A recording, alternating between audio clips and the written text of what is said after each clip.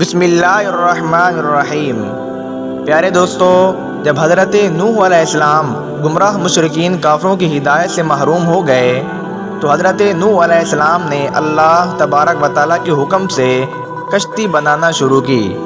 جب کشتی مکمل ہو گئی تو آپ علیہ السلام نے مومنین کو بلایا جو کہ بہت کم تھے، اور ان سے آپ علیہ السلام نے کہا کہ کشتی میں سوار ہو جاؤ۔ قرآن مجید فرقان حمید کی سورۃ ہود کی آیت نمبر 41 میں ارشاد باری تعالیٰ ہوتا ہے کہ یہ اللہ کے بابرکت نام سے چلے گی اور رکے گی، بے شک میرا پروردگار بہت بخشنے والا اور مہربان ہے۔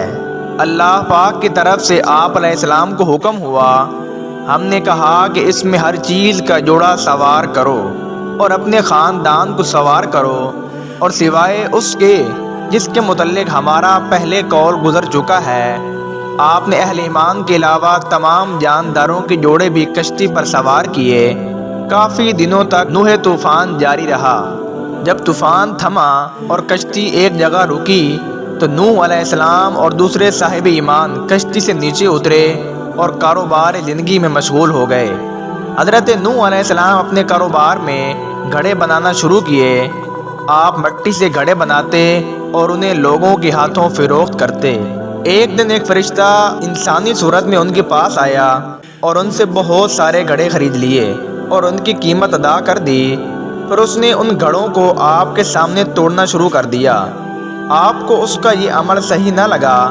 کچھ دیر تک تو آپ یہ منظر دیکھتے رہے، لیکن جب وہ باز نہ آیا اس کام سے تو آپ علیہ السلام کا صبر ٹوٹ گیا اور اس سے فرمایا، اے آدمی، تو یہ کیا کر رہا ہے؟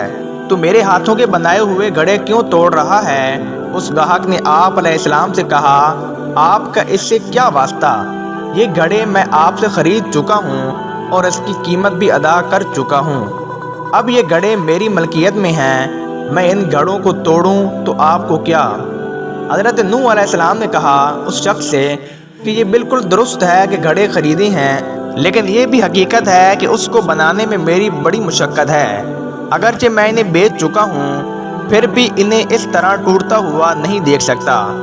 گاہک چونکہ ایک فرشتہ تھا، اس نے کہا کہ یہ گھڑے آپ نے خلق نہیں کیے، صرف بنائے ہیں، اس کے باوجود تلف ہوتے ہوئے نہیں دیکھ سکتے، اور ان گھڑوں سے جو قیمت وصول ہوتی اس مخلوق اپنی ضروریات کی زندگی پوری کیا کرتے تھے۔ حضرت نوح علیہ السلام نے یہ بات سنی تو آپ رونے لگے۔ اس کے بعد آپ کے شب و روز غم میں گزرنے لگے۔ آپ نے اتنی نوح زاری کی کہ لوگوں نے آپ کا نام بھی نوح رکھ دیا، جس کے معنی بھی نوح زاری کرنے والا ہے۔ بیان کیا جاتا ہے کہ ایک دفعہ اللہ تبارک و تعالیٰ نے حضرت موسیٰ علیہ السلام کو وحی فرمائی کہ اب جب ملاقات کے لیے آنا تو کسی ایسے شخص کو اپنے ساتھ لانا کہ جس کے متعلق تمہارا عقیدہ ہو کہ تم اس سے برتر اور افضل ہو۔ موسیٰ علیہ السلام نے بڑا غور کیا، ادھر ادھر دیکھا، لوگوں کے چہروں کی طرف دیکھا، لیکن انہیں یہ جرأت نہ ہوئی کہ اپنے آپ کو کسی سے برتر اور افضل قرار دیتے اور دوسرے کو اپنے سے کمتر سمجھتے۔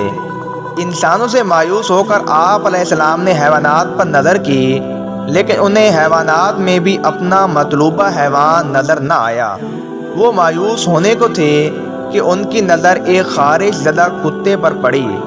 انہوں نے اپنے آپ سے کہا کہ اگر میں اسے اپنے ساتھ لے جاؤں تو شاید بات بن جائے۔ یہ سوچ کر انہوں نے اس کتے کے گلے میں رسی ڈالی اور اسے لے کر اللہ تبارک و تعالیٰ سے ملاقات کے لیے چل پڑے۔ تھوڑی دور جانے کے بعد انہوں نے اپنے فعل پر ندامت محسوس کی اور کتے کے گلے سے رسی نکال دی اور اسے بھگا دیا۔ جب ملاقات کے لیے اپنے مقام پر پہنچے تو اللہ تبارک و تعالیٰ نے فرمایا، اے موسیٰ، کیا تم اپنے سے کم تر چیز اپنے ساتھ لائے ہو؟ حضرت موسیٰ علیہ السلام نے عرض کیا، اے خدا، جس کا آپ نے مطالبہ کیا ہے وہ چیز مجھے نہیں ملی۔ اللہ پاک نے فرمایا، مجھے اپنے عزت و جلال کی قسم، اگر تو اس کتے کو بھی اپنے سے کم تر سمجھ کر یہاں لے آتا تو میں تیرا نام دیوان انبیاء سے خارج کر دیتا۔ پیارے دوستو، ہمیں بھی اللہ پاک کے اس پیغمبر کے واقعے سے ضرور سبق سیکھنا چاہیے۔ ہم میں سے بہت سے لوگ ایسے ہیں جن کے پاس تھوڑی سی دولت آ جائے تو وہ غرور و تکبر میں مبتلا ہو جاتے ہیں اور اپنے ارد گرد کے لوگوں کو حقارت کی نظر سے دیکھنا شروع کر دیتے ہیں۔ حضرت یحییٰ علیہ السلام کے متعلق مشہور ہے کہ آپ ہمیشہ خوف خدا کی وجہ سے غمگین رہتے تھے، اور ولادت سے لے کر زندگی کے آخری ایام تک آپ غمگین ہی رہے۔ آپ کے گریہ و پکار کا سلسلہ کسی بھی وقت منقطع نہیں ہوا اور کسی نے آپ کو ہنستا مسکراتا ہوا نہیں دیکھا۔ ایک مرتبہ زکریا علیہ السلام نے بارگاہ میں عرض کیا کہ خدایا، میں نے تجھ سے اس لیے بیٹا طلب کیا تھا کہ میری آنکھوں کی ٹھنڈک بنے اور میرے لیے خوشی اور مسرت کا باعث بنے، لیکن تو نے جو مجھے بیٹا عطا کیا ہے وہ تو ہمیشہ غمگین رہتا ہے اور ہر وقت روتا رہتا ہے۔ اور پھر ایک دن زکریا علیہ السلام نے اپنے فرزند سے فرمایا، میں نے خدا سے بیٹا مانگا تھا تاکہ وہ میرے لیے خوشی کا ذریعہ بنے، جبکہ تو ہمیشہ غمگین رہتا ہے۔ حضرت یحییٰ علیہ السلام نے عرض کیا، ابا جان، میں نے آپ کی زبانی یہ بات سنی تھی کہ جنت و دوزخ کے درمیان ایک چیز ہے جسے وہی عبور کرے گا جو خوف خدا سے رویا ہوگا۔ بہرحال حضرت یحییٰ علیہ السلام پوری زندگی غمگین رہے اور خوف خدا میں روتے رہے۔ آپ اتنا روتے کہ رخساروں پر گڑھے پڑ گئے تھے اور آنسوؤں کی وجہ سے زخم پیدا ہو گئے جس پر مرہم پٹی کی ضرورت پڑتی۔ ایک مرتبہ کا واقعہ ہے کہ حضرت عیسیٰ علیہ السلام کی اپنی خالہ زاد بھائی یحییٰ علیہ السلام سے راستے میں ملاقات ہو گئی۔ حضرت عیسیٰ علیہ السلام انہیں دیکھ کر مسکرانے لگے۔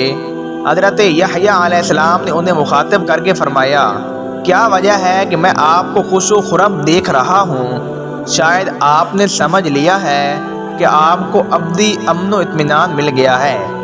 حضرت عیسیٰ علیہ السلام نے فرمایا، کیا وجہ ہے کہ میں تمہیں غمگین دیکھ رہا ہوں؟ کیا تم اللہ کی رحمت سے محروم ہو چکے ہو؟ اس کے بعد دونوں خالہ زاد بھائی اس جگہ پر رک گئے اور کہا، ہم اس وقت تک یہاں سے نہیں ہلیں گے کہ جب تک خدا فیصلہ نہیں کر دے گا کہ ہم میں کس کا طرز عمل اسے زیادہ پسند ہے۔ اللہ تبارک و تعالیٰ نے ان دونوں پر وحی کی کہ تم دونوں میں سے اچھا وہ ہے جسے ہماری رحمت کی امید زیادہ ہے اور جو ہمارے متعلق زیادہ سے زیادہ حسن ظن رکھتا ہے۔